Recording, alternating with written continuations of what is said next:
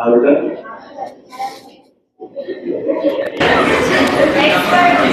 Expert हो जाएगा।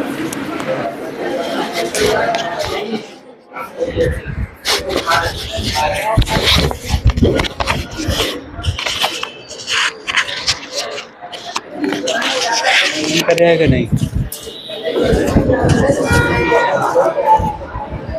चलिए भाई,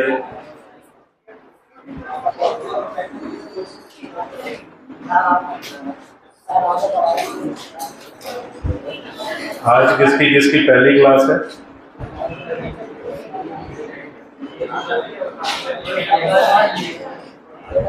चलो, तो आज हम लोग जो टॉपिक शुरू करने वाले हैं उत्सर्जन है। अगर एग्जाम पॉइंट ऑफ व्यू से देखें तो एक महत्वपूर्ण टॉपिक है, और अगर जटिलता की दृष्टि से देखें तो एक अति महत्वपूर्ण टॉपिक है। जटिलता की दृष्टि से अति महत्वपूर्ण, क्योंकि इसमें गलती होने की गुंजाइश ज्यादा होती है, क्योंकि बहुत सारे छोटे छोटे कॉन्सेप्ट हैं, बहुत सारे छोटे छोटे पॉइंट हैं जिनके कारण इसकी गलत होने की, यानी क्वेश्चन के गलत होने की संभावना बहुत ज्यादा बढ़ जाती है। ठीक है, तो इसलिए बहुत धैर्य से इसको पढ़ेंगे और आराम से इसको समझेंगे और दिमाग में बहुत अच्छे से बिठा लेंगे। ठीक है, और आज कुछ लोग कम दिख रहे हैं, ऐसा है क्या? है ना? क्या मौसम, लहरें गिरने गए हैं क्या? चलिए शुरुआत करते हैं हम लोग उत्सर्जन की। ध्यान से सुनो, उत्सर्जन क्या होता है। जैसे बातें नहीं, आप लोगों के घर में देखा होगा कि घर में जो भी खाना वगैरह बनता है तो कुछ कचरा निकलता है, जैसे सब्जियों के छिलके हो गए या बहुत सारे अलग अलग तरह के घरेलू अपशिष्ट पदार्थ होते हैं जिन्हें हम घरेलू कचरा बोलते हैं।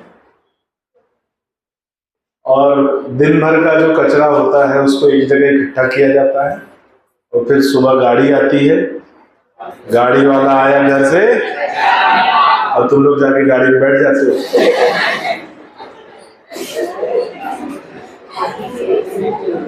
ऐसा करते हो क्या? तो जो गाड़ी आती है सुबह कचरा लेके जाने, तो हम अपने घर से जो कचरा है वो इकट्ठा करके गाड़ी वाले को दे देते हैं, वो लेके चला जाता है। और इससे हमारा घर साफ रहता है। अगर वो कचरा हम गाड़ी वाले को ना दें और घर में ही इकट्ठा करने लगे, ये घर रहने लायक नहीं रहेगा। फिर आप घर के बाहर रहोगे, घर के अंदर कचरा रहेगा। ऐसा ही शरीर के साथ भी है। इस शरीर के जो दिन भर उपापचय क्रिया होती है, उस दैनिक उपापचय क्रिया का कुछ ना कुछ व्यर्थ पदार्थ बनता है, जिसे हम अपशिष्ट पदार्थ या बोले जाए उत्सर्जित पदार्थ कहते हैं। तो वो जो व्यर्थ पदार्थ है उपापचय के उत्पाद के रूप में बनता है, उसको शरीर से बाहर निकालने की क्रिया को उत्सर्जन कहा जाता है। शरीर से बाहर निकालने की क्रिया को उत्सर्जन कहा जाता है। और इस उत्सर्जन क्रिया से हमारा शरीर क्या है? साफ रहता है। तो शरीर को साफ रखने के लिए, साफ मेरा मतलब है, सफाई से मेरा मतलब क्या है कि शरीर में विषैले पदार्थों का जमाव नहीं होने देना, क्योंकि जो उत्सर्जित पदार्थ होते हैं वो सामान्यतः विषैले होते हैं। तो अगर वो शरीर में इकट्ठा होने लगेगा तो शरीर आत्मा के रहने लायक नहीं रहेगा। जैसे तुम घर से बाहर चले जाओगे, वैसे आत्मा शरीर से बाहर चली जाएगी। तो शरीर को स्वच्छ रखना, स्वस्थ रखना, उसके लिए जरूरी क्या है? उत्सर्जन। तो यहीं से अपने टॉपिक की शुरुआत करेंगे। हेडिंग डालेंगे उत्सर्जन और पॉइंट लिखेंगे। इसकी परिभाषा से शुरुआत करेंगे। तो लिखो कि शरीर में होने वाले उपापचय, शरीर में होने वाले उपापचय, शरीर में होने वाले उपापचय में बनने वाले अनावश्यक उत्पाद, शरीर में होने वाले उपापचय में बनने वाले अनावश्यक उत्पाद, बनने वाले अनावश्यक उत्पाद को शरीर से बाहर, अनावश्यक उत्पाद को शरीर से बाहर निकालने की क्रिया को, शरीर से बाहर निकालने की क्रिया को उत्सर्जन कहा जाता है।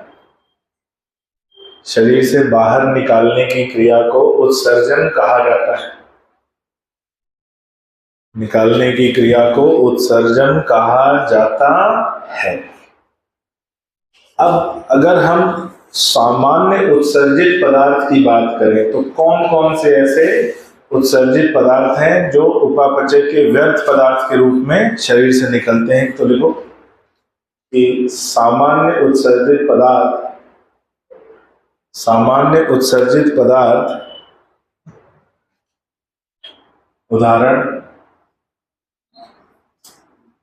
Ammonia, urea, uric acid, CO2,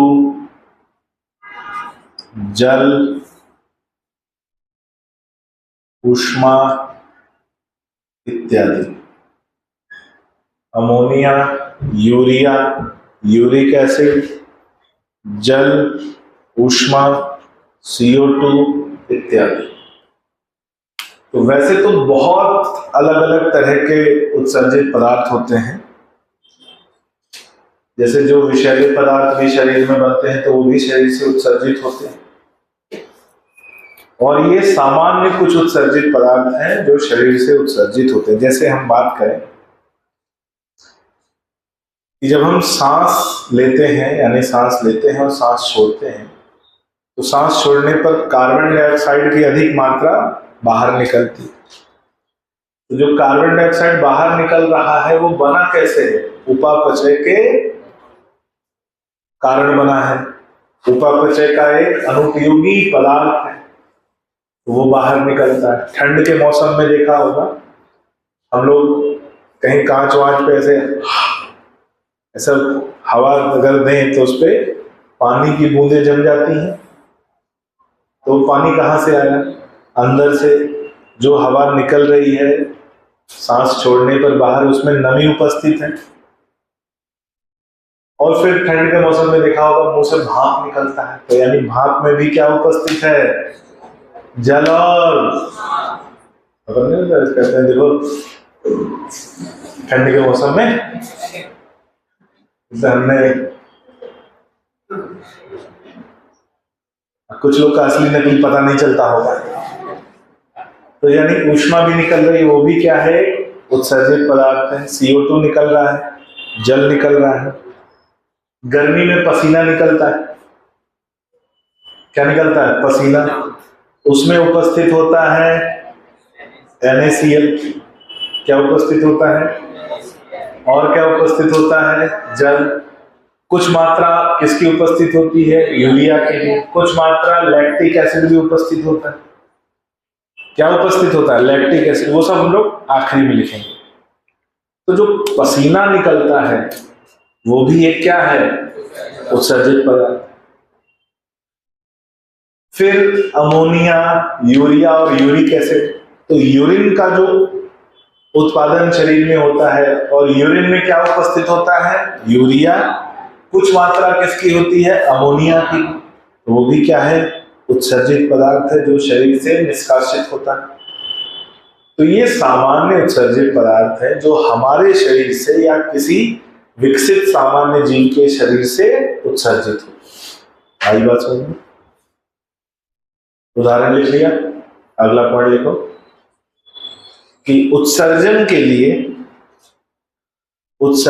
लिए विभिन्न जीवों में, उत्सर्जन के लिए विभिन्न जीवों में अलग अलग संरचनाएं पाई जाती हैं। अलग अलग संरचनाएं पाई जाती हैं जो उत्सर्जी संरचना का कार्य करती है। अलग अलग संरचनाएं पाई जाती हैं जो उत्सर्जी संरचना का कार्य करती हैं, जो उत्सर्जी संरचना का कार्य करती है। जैसे अब 2 मिनट जरा बोर्ड की तरफ सब लोग ध्यान से देखेंगे। अलग अलग जीवों में अलग अलग उत्सर्जी अंग पाए जाते हैं। कुछ लोगों ने नाम सुना होगा, प्रोटोजोआ सुना है? जिन लोगों ने नहीं सुना है सुन लो भैया, ये हमारे सबसे पहले पूर्वज हैं। कौन? प्रोटोजोआ। इसमें आता है अमीबा। कौन आता है? अमीबा। और इनमें जो उत्सर्जन है, यानी इनका उत्सर्जी अंग कौन है? कोशिका झिल्ली। कौन है? कोशिका झिल्ली। प्रोटोजोआ की बात हो गई। फिर आता है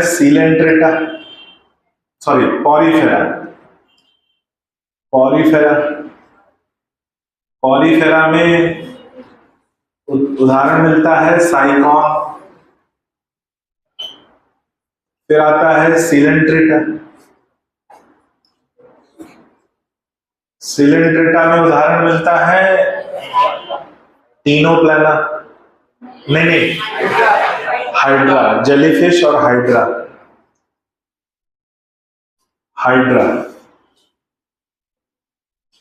एक और उदाहरण आ जाता है टीनोफोरा। इसमें मिलता है टीनोप्लाना। एक और उदाहरण मैंने पहले बताया होगा, प्लूरोब्रैकिया भी होता है, टीनोप्लाना भी होता है।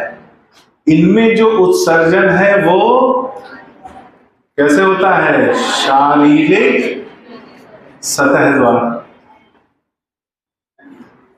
कैसे होता है? शारीरिक सतह। लेकिन अमीबा में एक और खास बात है, कोशिका झिल्ली के साथ साथ एक और संरचना पाई जाती है जिसे बोलते हैं संकुचित रिक्तिका या कॉन्ट्रैक्टाइल वैक्यूल। क्या बोलते हैं? Contractile vacuole. और कॉन्ट्रैक्टाइल वैक्यूल के बारे में खास बात यह है कि ये केवल और केवल स्वच्छ जलीय प्रोटोजोआ में पाया जाता है। किसमें पाया जाता है? स्वच्छ जलीय प्रोटोजोआ। स्वच्छ जलीय प्रोटोजोआ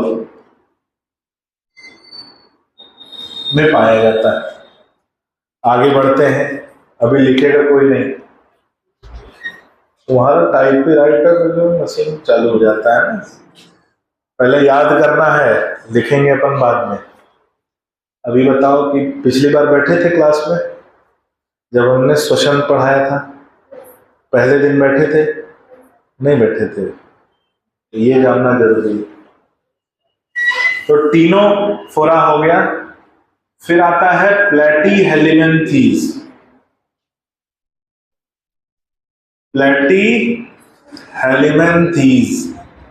इसमें उदाहरण मिलता है प्लानेरिया। क्या मिलता है? प्लानेरिया। और इसका उत्सर्जी अंग महत्वपूर्ण है। इसमें मिलती है सोलेनोसाइट।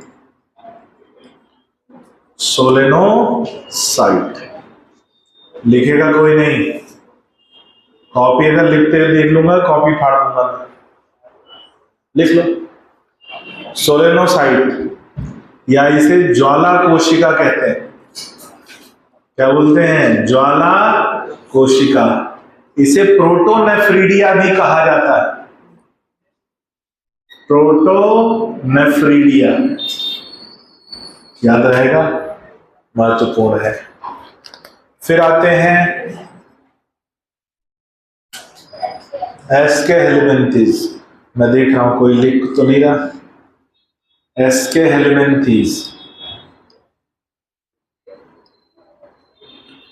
एस्के हेलिमेंथीज का उदाहरण मिलता है एस्कैरिस।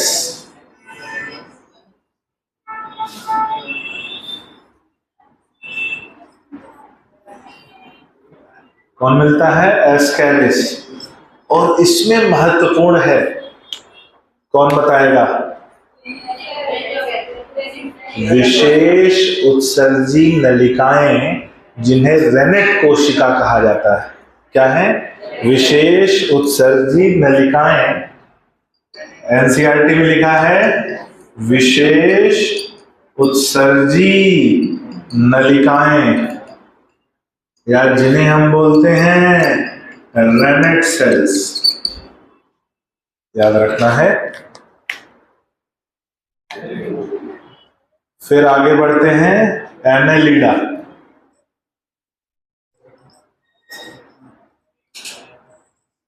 हाँ, पेन पटक पटक के, है ना, इधर पेन रखो तो सर देखेंगे, है ना। एनेलिडा में पाया जाता है, क्या है? केचुआ।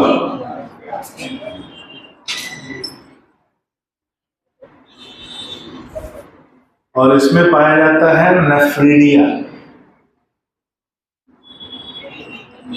क्या पाया जाता है? नेफ्रीडिया। याद रखना, ठीक है। फिर आते हैं 8वें नंबर पे, आर्थ्रोपोडा। आर्थ्रोपोडा में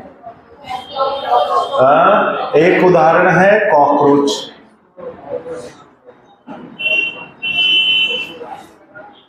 ठीक है। और इसमें मिलता है मालपीजियन नलिकाएं।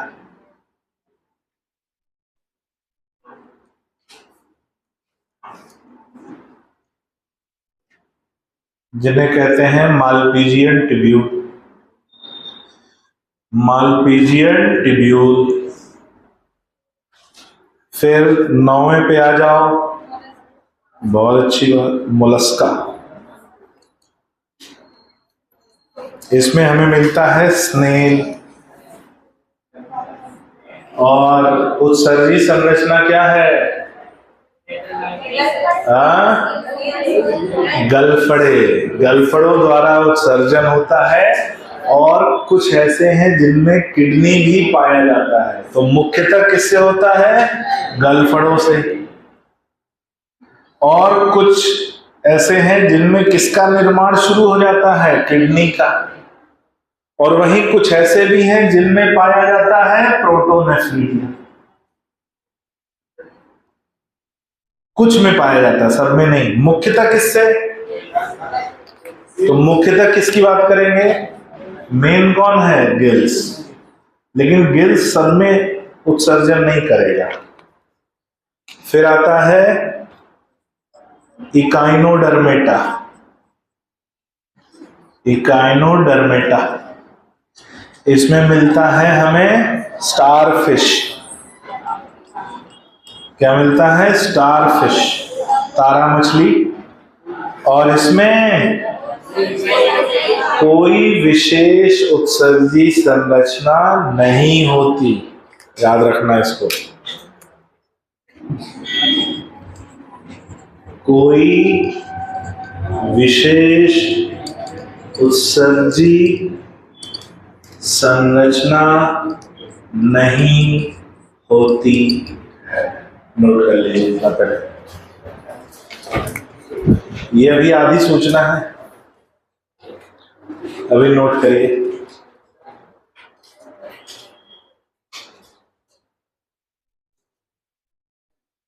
याद हो गया? करना है ये याद।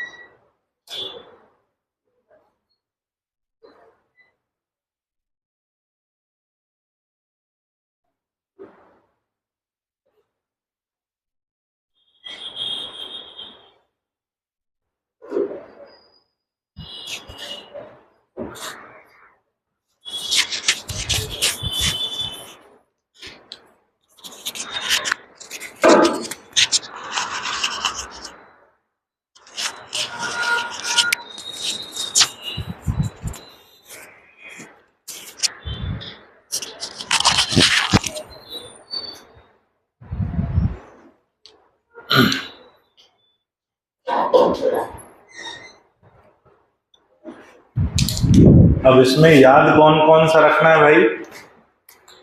तो ध्यान से सुनो। पहला याद रखना है 5वां, 6वां, 7वां, 8वां, 9वां, 10वां।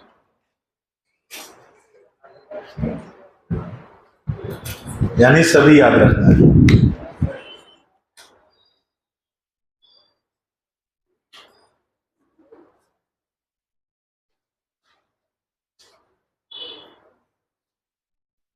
लिख लिया?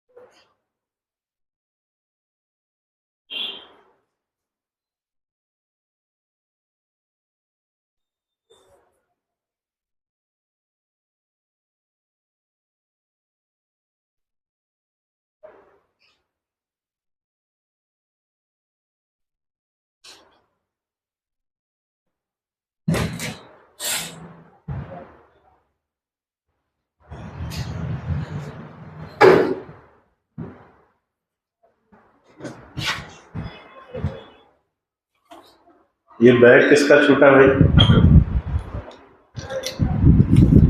आप लोगों में से किसी का है क्या ये?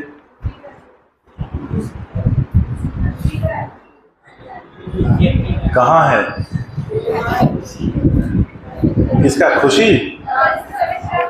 अच्छा उसका है, ठीक है। क्यों तुमको दे दें? तुम्हारे हॉस्टल में रहती है? पक्का? बाद में अगर पूछी तो हम तुम्हारा ही नाम बताएंगे।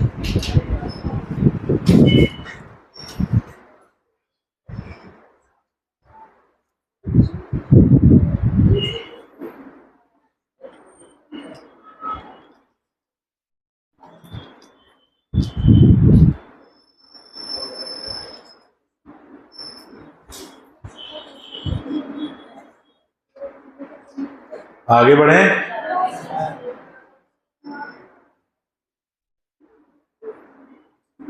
तुम लोग तो एकदम फुर्सत में लिख रहे हो भाई। ऐसा लग रहा है कि मतलब जीवन का आखिरी लेख है, इसके बाद कुछ लिखना ही नहीं है। इतना टाइम लगाओगे?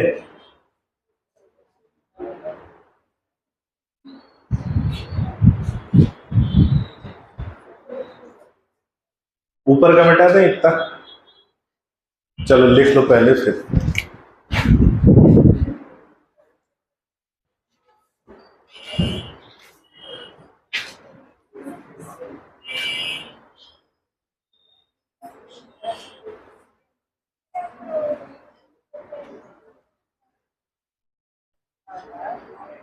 ये 5 और 6 हो गया।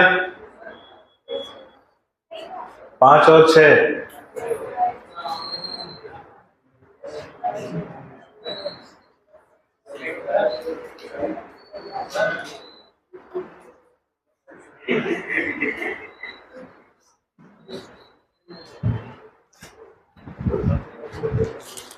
आप लोग का लेखन कार्य बहुत खराब है। आदत नहीं लिखने की आप लोगों को। अभी भी नहीं पढ़ पा रही, बताओ। तुम लोग केवल पढ़े पढ़े हो, लिखे नहीं हो लग रहा है। व्यक्ति का पढ़ा लिखा होना जरूरी है। पढ़ा पढ़ा होने से काम नहीं चलेगा, लिखा लिखा होना भी बहुत जरूरी है।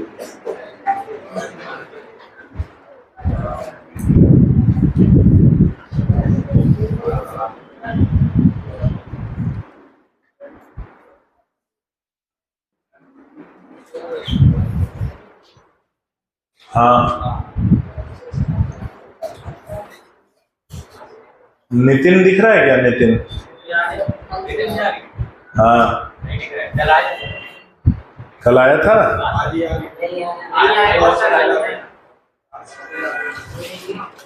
सोमिल तो बरसाती मेंढक है, जब बरसात होती तो निकल के बाहर आता है।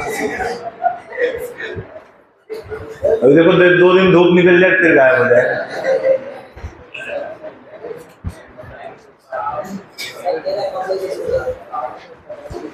कपड़े नहीं सूख रहे थे, कपड़े सब बाहर डले थे, तुम कमरे में ऐसे ही थे। कैसी बात कर रहे हो यार, तुम बाहर फैलाने क्या पहन के गए थे ये बताओ पहले। बेडशीट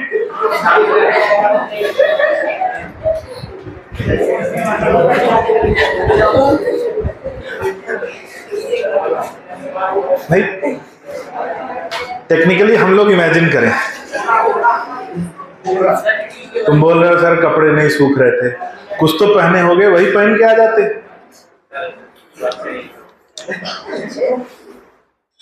आगे बढ़ते हैं।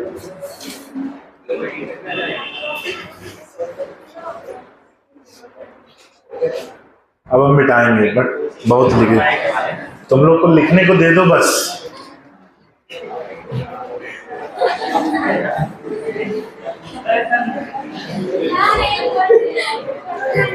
हाँ, मिट गया क्या?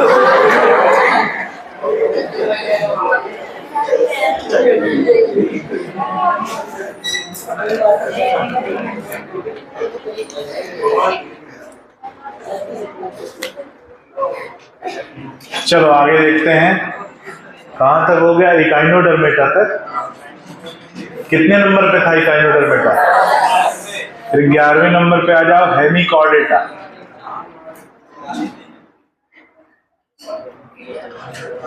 हेमिकॉर्डेटा में उदाहरण मिलता है बेलेनोग्लॉसस। कौन मिलता है? बेलेनोग्लॉसस। और इसका उत्सर्जी अंग है गलफड़े। और गलफड़े नहीं है, इसमें है प्रोबॉक्सिस ग्लैंड। प्रोबॉक्सिस ग्लैंड जिसमें एकल ग्लोमेरुलाई उपस्थित होता है।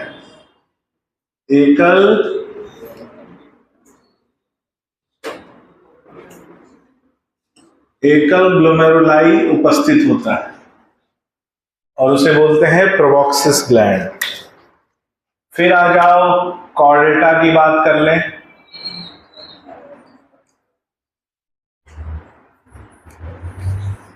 तो कॉर्डेटा में हमें मिलेगा क्या?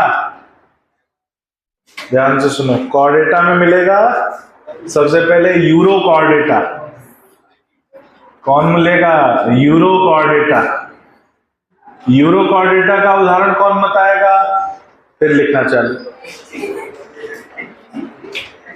बिना लिखे खाना नहीं पचेगा ना तुमको। देखो यूरोकॉर्डेटा का उदाहरण क्या है? एसिडिया।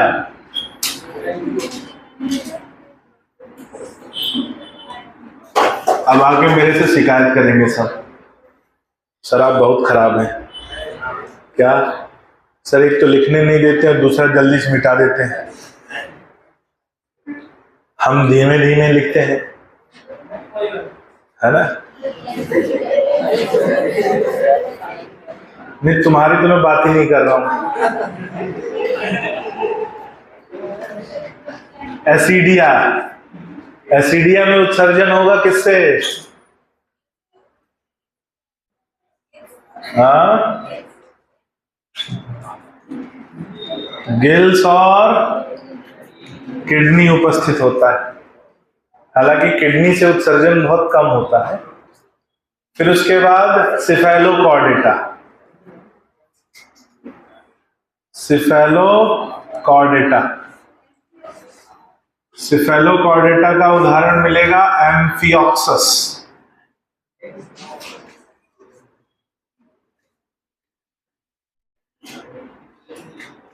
एम्फिऑक्सस, और इसमें भी उत्सर्जन होगा किससे? गिल्स से और किडनी से। फिर आते हैं साइक्लोस्टोम्स। साइक्लोस्टोम्स इसमें उदाहरण मिलेगा लैम्प्रे, और उत्सर्जन होता है गिल्स और किडनी से। फिर मिलेंगी मछलियां, क्या मिलेगा? पीसीज, पीसीज जिसमें आती हैं मछलियां, और मछलियों में मुख्यतः उत्सर्जन कैसे होता है? गिल्स से, और बहुत कम मात्रा उत्सर्जन होता है किडनी से। फिर उसके बाद उभयचर, उभयचर में दो अवस्थाएं, लार्वा अवस्था और वयस्क अवस्था। लार्वा अवस्था में गलफड़े, और वयस्क अवस्था में, वयस्क अवस्था में किडनी। फिर हमें मिलते हैं सरीसृप,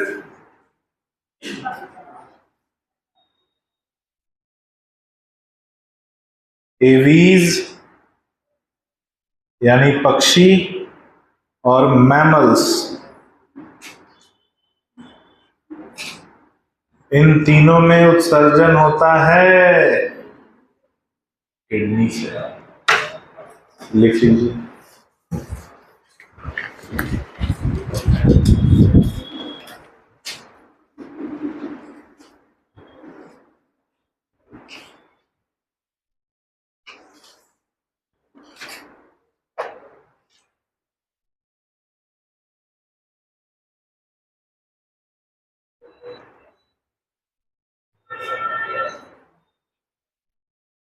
बेटा फोटो मत खींचो, कॉपी में नोट करो। फोटो फोन में धरी की धरी रह जाती है, बाद में डिलीट हो जाती है। कॉपी में लिखा हुआ नहीं डिलीट होगा।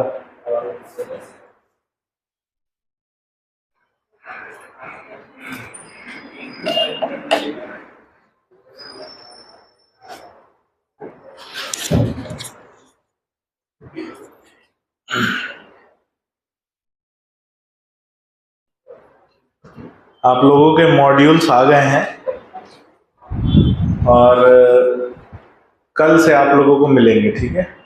कितने लोगों को मॉड्यूल अभी नहीं मिला है मास्टर्स एनसीईआरटी? कितने लोगों को नहीं मिला है? कल मिल जाएगा आप लोगों को, ठीक है? अभी उनकी गिनती चल रही है कि आए कितने हैं, टोटलिंग होती है ना, फिर अपन भिजवा देते हैं।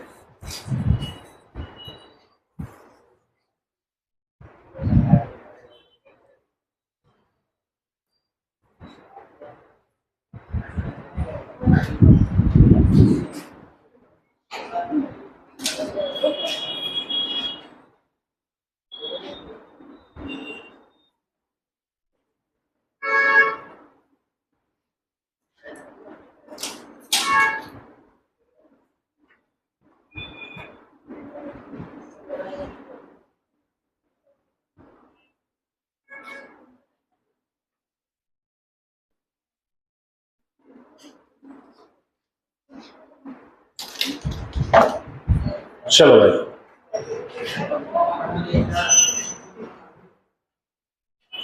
हो गया?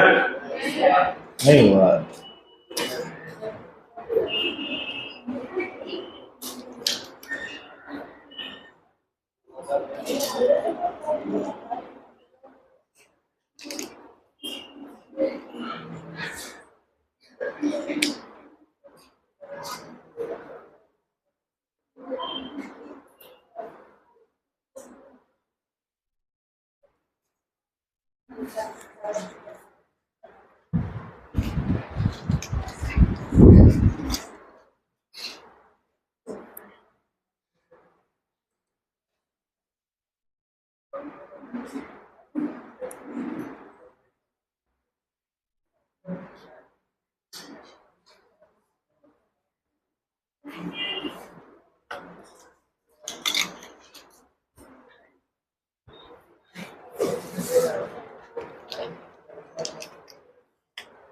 लिख लिया? एक पॉइंट स्टार लगा के लिखो।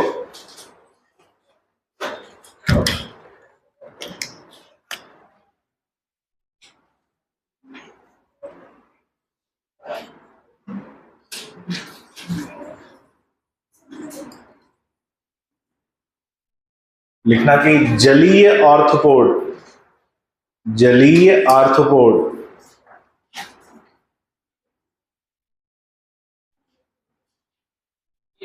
जलीय आर्थ्रोपोड ब्रैकेट में क्रस्टेशियंस, जलीय आर्थ्रोपोड ब्रैकेट में लिखेंगे क्रस्टेशियंस में उत्सर्जन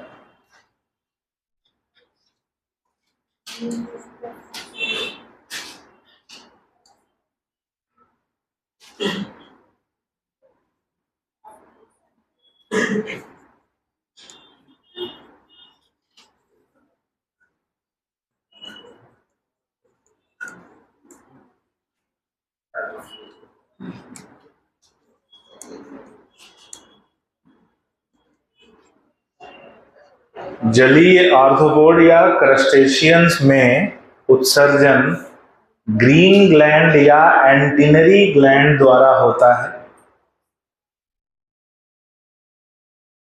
जलीय आर्थ्रोपोड या क्रस्टेशियंस में उत्सर्जन ग्रीन ग्लैंड या एंटीनरी ग्लैंड द्वारा होता है। उदाहरण प्रॉन्स यानी झींगे, उदाहरण झींगा, झींगा यानी प्रॉन। ये विशेष है, इसको अपने को याद रखना है, ठीक है। तो ये बात हो गई कि किन किन जीवों में कौन कौन से प्रमुख उत्सर्जी अंग पाए जाते हैं। अब बात आती है कि किस तरह का उत्सर्जित पदार्थ किसी जीव के शरीर से निकलता है। इस आधार पर जीवों का भी वर्गीकरण किया गया है। तो लिखो, उत्सर्जित पदार्थ के आधार पर, उत्सर्जित पदार्थ के आधार पर जंतु निम्न प्रकार के होते हैं। उत्सर्जित पदार्थ के आधार पर जंतु निम्न प्रकार के होते हैं। उत्सर्जित पदार्थ के आधार पर जंतु निम्न प्रकार के होते हैं।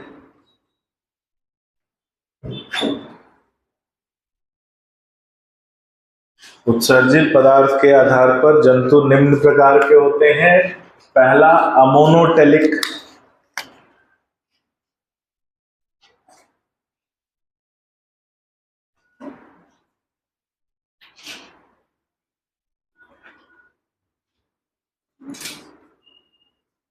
पहला है अमोनोटेलिक। ध्यान से लिखो, ऐसे जीव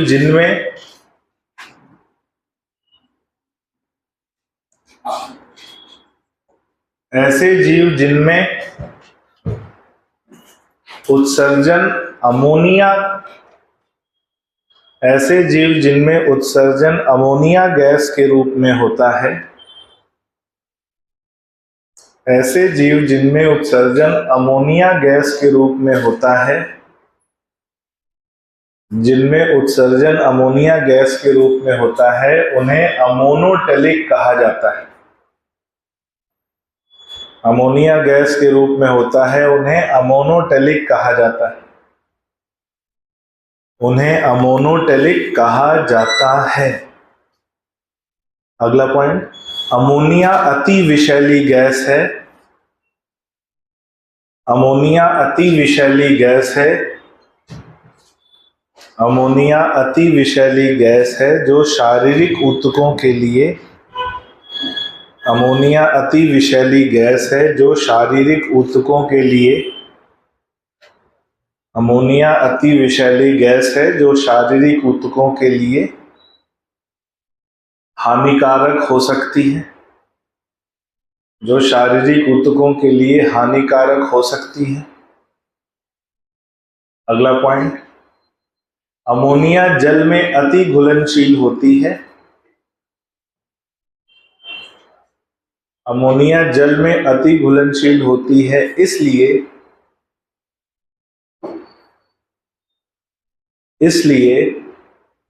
इसके उत्सर्जन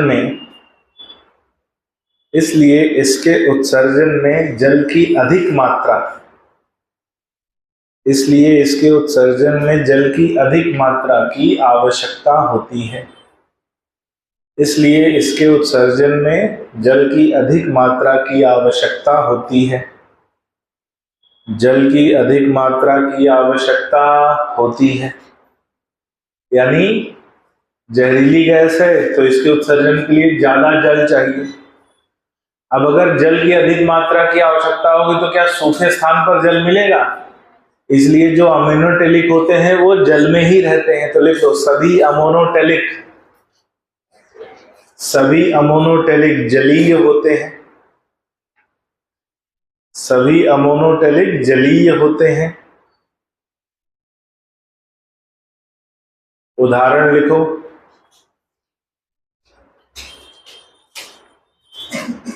अधिकतर जलीय, उदाहरण लिखो, अधिकतर जलीय इनवर्टिब्रेट, अधिकतर जलीय इनवर्टिब्रेट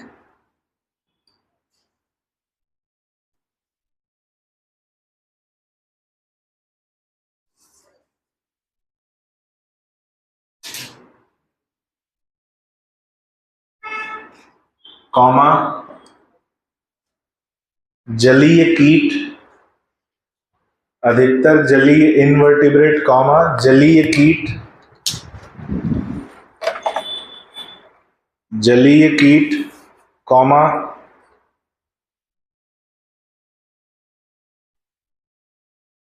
अस्थिल मछलियां, अस्थिल मछलियां, अस्थिल मछलियां यानी ऐसी मछलियां जिनका कंकाल तंत्र अस्थि का बना हो। अस्थिल मछलियां कॉमा जलीय उभयचर इत्यादि, जलीय उभयचर इत्यादि, जलीय उभयचर इत्यादि। तो बाकी उदाहरण याद हो चाहे ना हो, ये 4 उदाहरण याद होने चाहिए। ठीक है, अब एक पॉइंट और आता है, स्टार लगा के लिखो।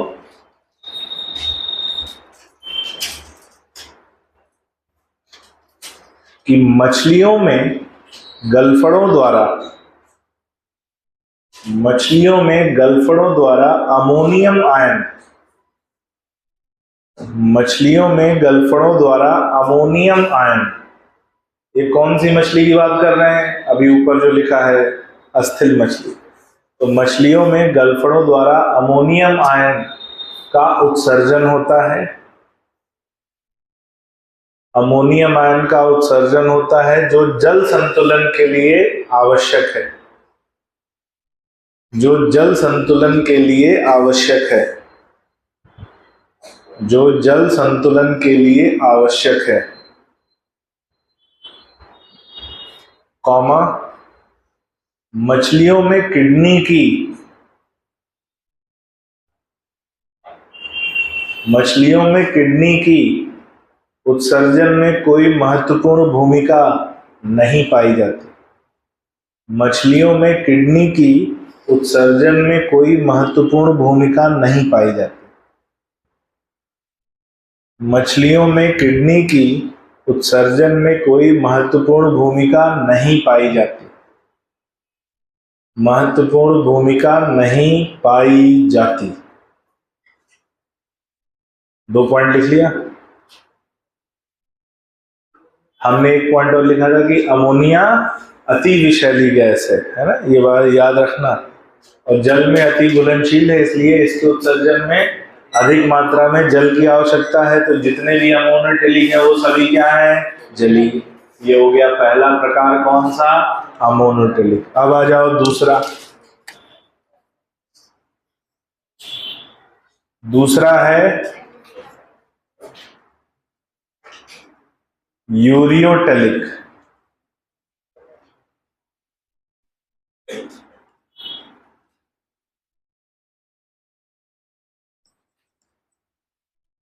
दूसरा है यूरियोटेलिक।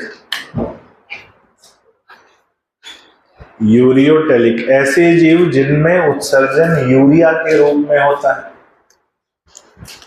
ऐसे जीव जिनमें उत्सर्जन यूरिया के रूप में होता है। ऐसे जीव जिनमें उत्सर्जन यूरिया के रूप में होता है। जिनमें उत्सर्जन यूरिया के रूप में होता है।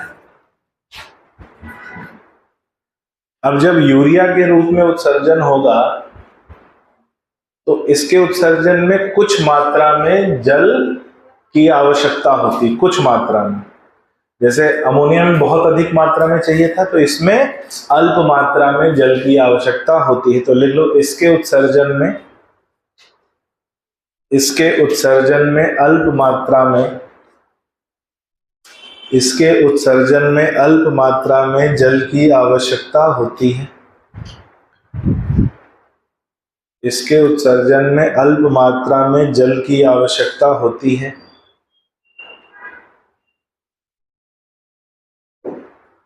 देखो, ये जीव अधिकतर स्थलीय होते हैं, ये जीव अधिकतर स्थलीय होते हैं तथा कुछ जलीय आवास में भी पाए जा सकते हैं। ये जीव अधिकतर स्थलीय होते हैं तथा कुछ जलीय आवास में भी पाए जा सकते हैं, कुछ जलीय आवास में भी पाए जा सकते हैं। उदाहरण, उपास्थल मछलियां, उदाहरण उपास्थल मछलियां। उपास्थल मतलब जिनका कंकाल उपास्थि का बना हो। उपास्थल मछलियां, कौमा, स्थलीय तथा अर्ध जलीय उभयचर, स्थलीय तथा अर्ध जलीय उभयचर, स्थलीय तथा अर्ध जलीय उभयचर। ब्रैकेट में मेंढक, स्थलीय तथा अर्ध जलीय उभयचर, ब्रैकेट में क्या लिखोगे, मेंढक, कॉमा, स्थलीय तथा अर्ध जलीय सरीसृप, स्थलीय तथा अर्ध जलीय सरीसृप, स्थलीय तथा अर्ध जलीय सरीसृप। ब्रैकेट में लिखो, मगरमच्छ, कछुआ, मगरमच्छ, कछुआ इत्यादि, मगरमच्छ, कछुआ इत्यादि, कॉमा, केचुआ, कॉमा, केचुआ, केचुआ यानी एनेलिडा, केचुआ तथा मैमल्स, केचुआ तथा मैमल्स इत्यादि। इतने उदाहरण हैं किसके, यूरियोटेलिक। अब एक महत्वपूर्ण बात, हमारे शरीर में जब कोशिकाओं से उत्सर्जित पदार्थ बनता है तो वो किस रूप में बनता है, अमोनिया के रूप में। किस रूप में बनता है, अमोनिया। और अमोनिया किस में बदल जाता है, यूरिया में। ये बदलाव कौन करता है, ये बदलाव कौन करता है, लिवर। और इस क्रिया को बोला जाता है ऑर्निथिन साइकिल। क्या बोला जाता है। अब अमोनिया जो है अति विषैली गैस है और यूरिया इससे 2 लाख गुना कम विषैला है। यानी लीवर क्या करता है, अति विषैले को कम विषैले में बदल देता है, तो इससे उत्सर्जन सुविधाजनक हो जाता है। तो लिख लो, हमारे शरीर में लिवर अति विषैले अमोनिया को, हमारे शरीर में लिवर अति विषैले अमोनिया को, अति विषैले अमोनिया को कम विषैले यूरिया में, अति विषैले अमोनिया को कम विषैले यूरिया में बदल देता है, कम विषैले यूरिया में बदल देता है तथा इस क्रिया को ऑर्निथिन चक्र कहा जाता है, तथा इस क्रिया को ऑर्निथिन चक्र कहा जाता है। तो ये एक महत्वपूर्ण साइकिल है जिसे बोलते हैं ऑर्निथिन चक्र। ये अति विषैले अमोनिया को कम विषैले यूरिया में बदल देता है। तो ये पॉइंट लिख लो कि अमोनिया यूरिया से 2 लाख गुना अधिक विषैला होता है। अमोनिया यूरिया से 2 लाख गुना अधिक विषैला होता है। अमोनिया यूरिया से 2 लाख गुना अधिक विषैला होता है। ठीक है, तीसरे पे आ जाओ।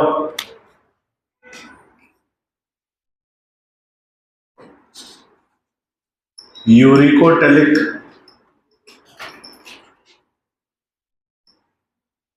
तीसरा क्या है? यूरिकोटेलिक। यूरिकोटेलिक।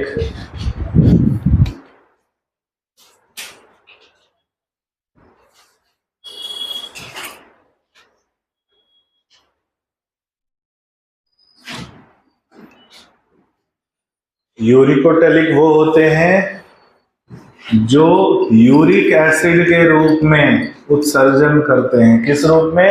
Uric acid. ध्यान से सुनना, यूरिक एसिड का उत्सर्जन जो होता है वो क्रिस्टल्स के रूप में या पेस्ट के रूप में होता है। किस रूप में? क्रिस्टल्स या पेस्ट के रूप में होता है। और इसके उत्सर्जन में कम मात्रा में जल की आवश्यकता होती है, जिससे शरीर में जल का संरक्षण, जल का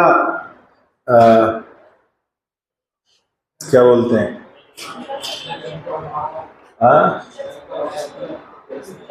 हाँ, जल का संरक्षण बढ़ता है, यानी जल की हानि कम होती है। हानि कम होगी तो शरीर में संरक्षण बढ़ेगा, और जल का संरक्षण बढ़ेगा तो ये ऐसे स्थान पर जीवों के रहने के लिए सुविधाजनक हो जाएगा जहां जल की कमी हो, जिसे हम मरुस्थलीय अनुकूलन बोल सकते हैं। क्या बोलते हैं? मरुस्थलीय अनुकूलन। ऐसी जगह जहां पानी कम हो वहां जीवित रहने के लिए किस रूप में उत्सर्जन करो? Uric acid. तो बात यह है, ऐसा नहीं कि वहां रहने वाले सभी जीव यूरिकोटेलिक होते हैं, लेकिन मरुस्थल में उनके जीवित बचे रहने की संभावना अधिक है जो यूरिकोटेलिक होते हैं। तो लिखो कि ऐसे जीव जिनमें यूरिक एसिड के रूप में, ऐसे जीव जिनमें यूरिक एसिड के रूप में, ऐसे जीव जिनमें यूरिक एसिड के रूप में उत्सर्जन पाया जाए, ऐसे जीव जिनमें यूरिक एसिड के रूप में उत्सर्जन पाया जाए, उन्हें यूरिकोटेलिक कहते हैं। जिनमें यूरिक एसिड के रूप में उत्सर्जन पाया जाए उन्हें यूरिकोटेलिक कहते हैं। यूरिकोटेलिक कहते हैं। उदाहरण,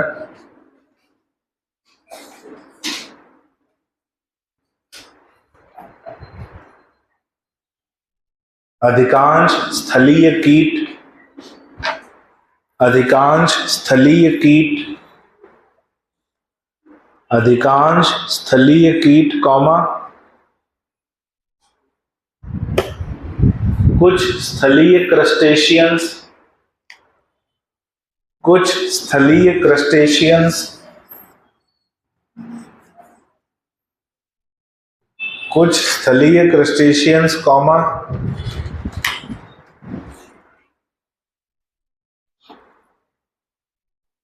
स्थलीय घोंघे, स्थलीय घोंघे, घोंघे आते हैं मोलस्का में, स्थलीय घोंघे कौमा स्थलीय सरीसृप, स्थलीय सरीसृप एवं पक्षी, स्थलीय सरीसृप एवं पक्षी। यही उदाहरण अपने को ध्यान में रखना है। क्या क्या बताया? अधिकांश स्थलीय कीट कौमा स्थलीय क्रस्टेशियंस कौमा स्थलीय घोंघे कौमा स्थलीय सरीसृप एवं पक्षी। हाँ, अगला पॉइंट लिखो। यूरिक एसिड यानी यूरिक अम्ल का उत्सर्जन क्रिस्टल्स या पेस्ट के रूप में होता है। यूरिक एसिड का उत्सर्जन, यूरिक एसिड का उत्सर्जन क्रिस्टल्स या पेस्ट के रूप में होता है। यूरिक एसिड का उत्सर्जन क्रिस्टल्स या पेस्ट के रूप में होता है, क्रिस्टल्स या पेस्ट के रूप में होता है, जिससे जल की हानि कम होती है, जिससे जल की हानि कम होती है। ये क्रिया जल संरक्षण में सहायक होती है, ये क्रिया जल संरक्षण में सहायक होती है, जल संरक्षण में सहायक होती है और मरुस्थलीय आवास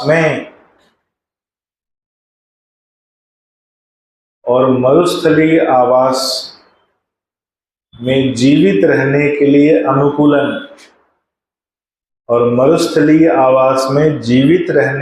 अनुकूलन प्रदान करती है। मरुस्थलीय आवास में जीवित बचे रहने के लिए यानी जीवित रहने के लिए अनुकूलन प्रदान करती है।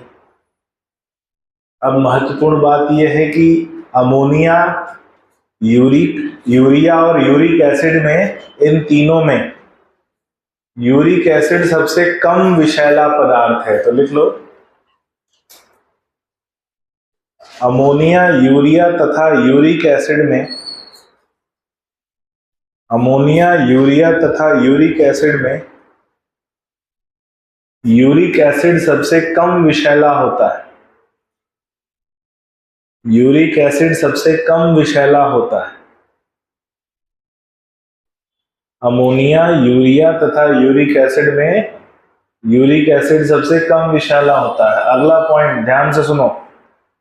अब यूरिक एसिड में कम जल की हानि होती है और यूरियोटेलिक में अल्प मात्रा में जल की हानि होती है। तो ये दोनों जल संरक्षण के लिए महत्वपूर्ण माध्यम है। तो लिख लो, यूरियोटेलिक तथा यूरिकोटेलिक, यूरियोटेलिक तथा यूरिकोटेलिक, यूरियोटेलिक तथा यूरिकोटेलिक दोनों ही जल संरक्षण के लिए, दोनों ही जल संरक्षण के लिए महत्वपूर्ण माध्यम है, दोनों ही जल संरक्षण के लिए महत्वपूर्ण माध्यम हैं। जल संरक्षण यानी दोनों सपोर्ट करते हैं, दोनों सहायता करते हैं, किससे? शरीर से जल की हानि कम से कम हो। इसमें थोड़ी कम होती है, इसमें ज्यादा कम होती है। आई बस समझ? ये वाला नहीं करता, ये तो कहता भैया जितनी ज्यादा हानि हो जल की तभी अच्छा है, नहीं तो वो जीव जीवित ही नहीं बचेगा। मानव के शरीर में उत्सर्जन के लिए एक तंत्र कार्य करता है जिसे उत्सर्जन तंत्र कहते हैं। तो लिखो, मानव शरीर में उत्सर्जन क्रिया के लिए, मानव शरीर में उत्सर्जन क्रिया के लिए, मानव शरीर में उत्सर्जन क्रिया के लिए उत्सर्जन तंत्र पाया जाता है। उत्सर्जन तंत्र पाया जाता है जो निम्न प्रकार से, उत्सर्जन तंत्र पाया जाता है जो निम्न प्रकार से, जो निम्न प्रकार से है। अगली हेडिंग डालो, मानव उत्सर्जन तंत्र।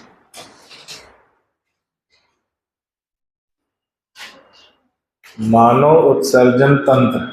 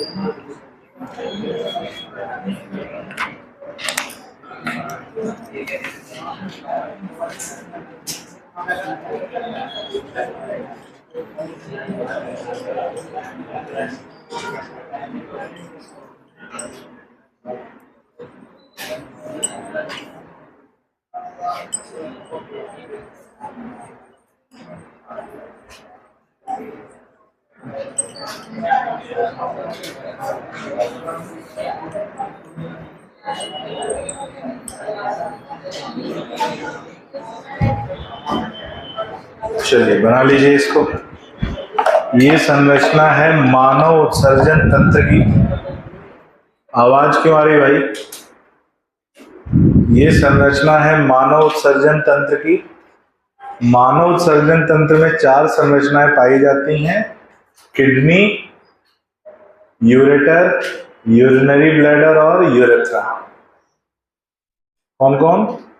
किडनी, यूरेटर, यूरिनरी ब्लैडर और यूरेथ्रा।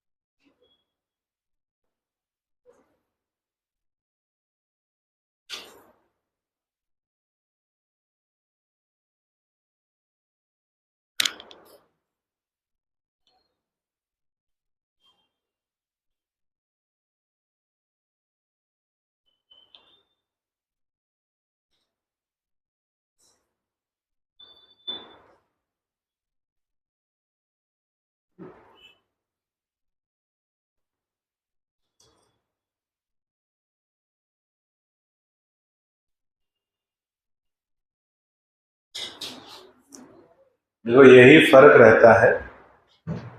लड़कियां कितनी आज्ञाकारी होती हैं। उनको एक बार बोला कि भाई टेबल पे बैग नहीं रखना, बैग सामने रखना है।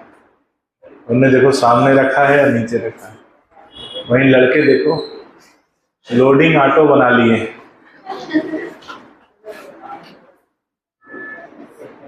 है ना।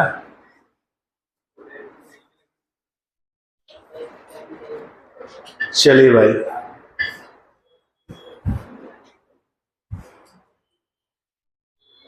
मतलब समझ गए होंगे कि कल से,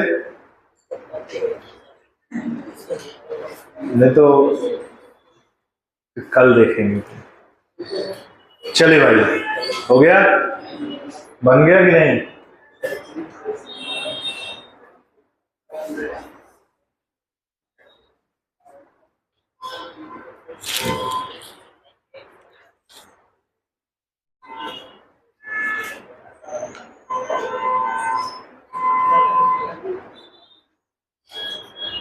लिखिए, मानव उत्सर्जन तंत्र में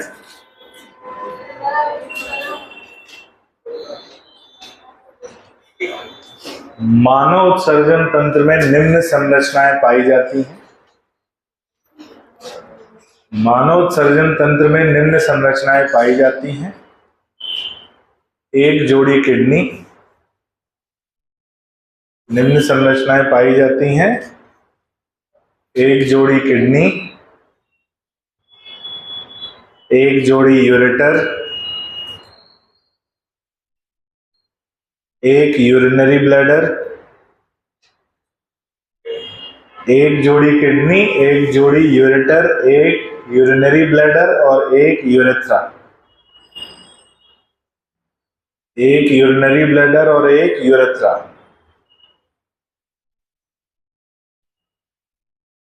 अब पहली हेडिंग डालो, किडनी।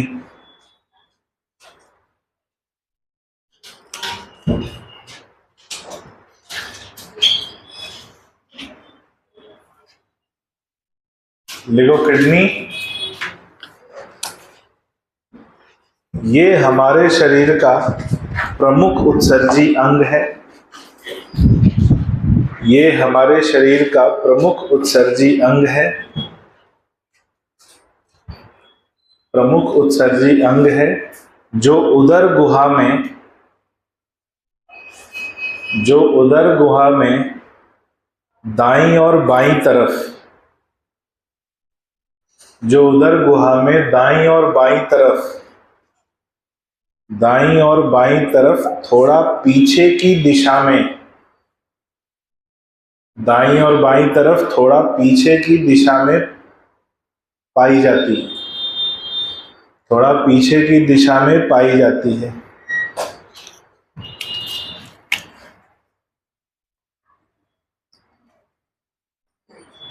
तथा इसकी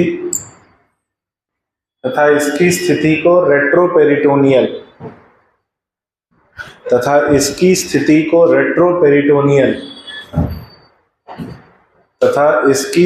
को रेट्रोपेरिटोनियल यानी जो स्थान है जहां किडनी उपस्थित है उसे रेट्रोपेरिटोनियल कहते हैं। ठीक है, लिखो, किडनी का रंग भूरे लाल,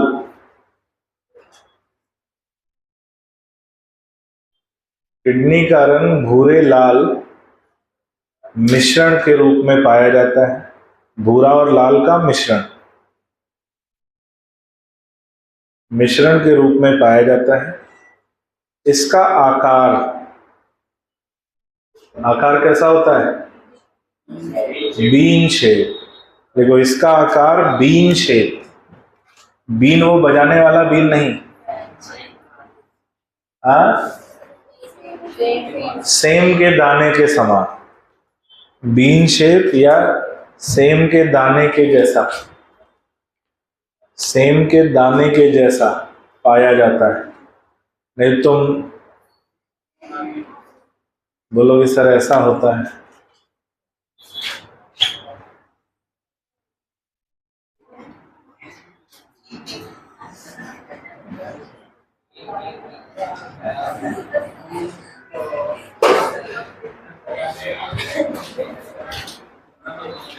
है ना। और कल से मोहल्ले में सपेरा बन के घूम रहे हो। ये वाला बीन नहीं, कौन सा बीन? ये वाला बीन।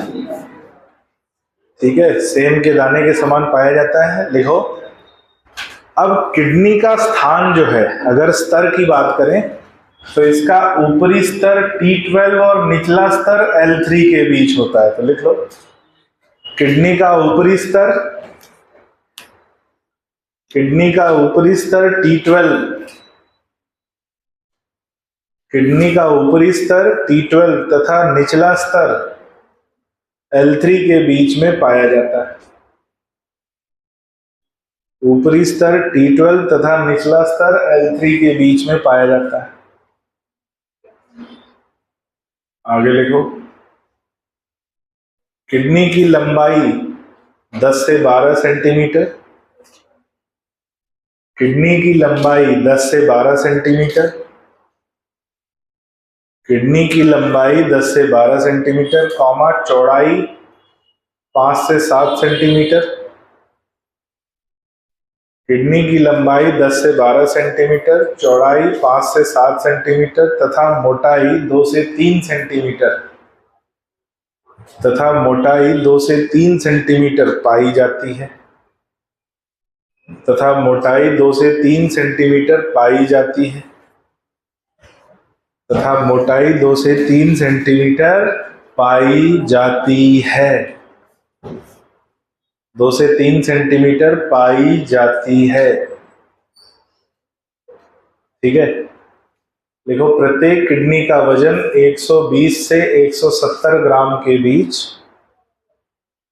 प्रत्येक किडनी का वजन 120 से 170 ग्राम के बीच होता है। प्रत्येक किडनी का वजन 120 से 170 ग्राम के बीच होता है तथा किडनी के ऊपर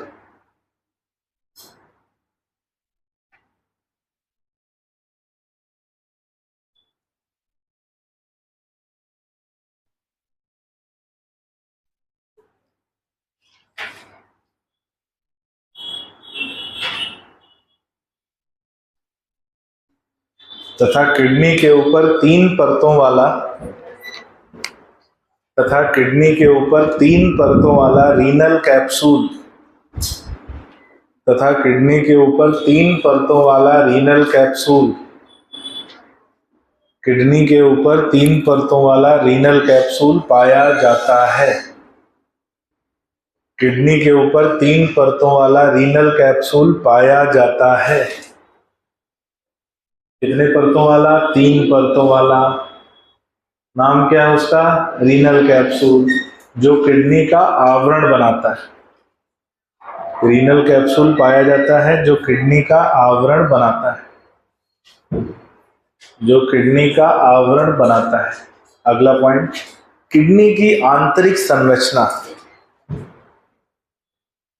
किडनी की आंतरिक संरचना, किडनी की आंतरिक संरचना निम्न प्रकार से पाई जाती है। किडनी की आंतरिक संरचना निम्न प्रकार से पाई जाती है। एक और बात महत्वपूर्ण है, कहीं ऊपर लिख लो, एक लाइन ऊपर अगर जगह हो तो। बाईं किडनी का स्तर दाईं किडनी से ऊपर होता है। लिखो, बाईं किडनी का स्तर, बाईं किडनी का स्तर दाईं किडनी से ऊपर होता है। क्यों?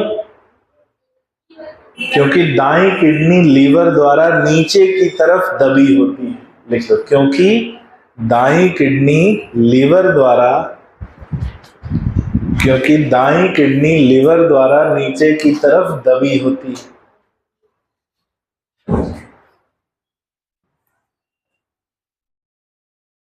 दाईं किडनी लीवर द्वारा नीचे की तरफ दबी होती है।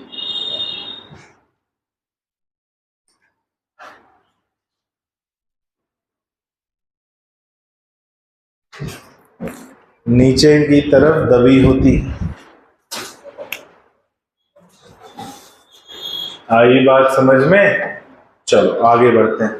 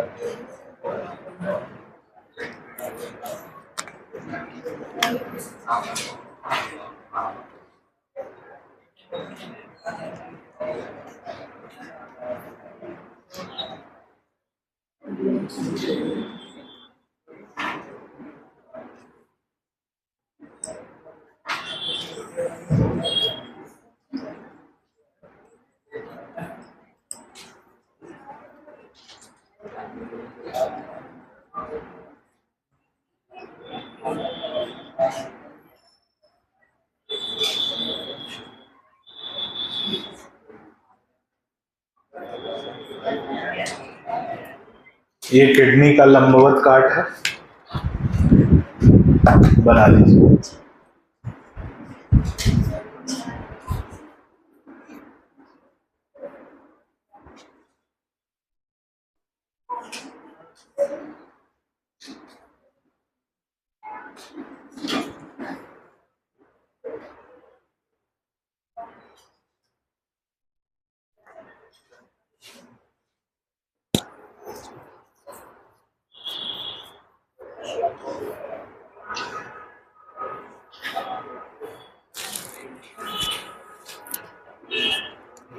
ठीक है,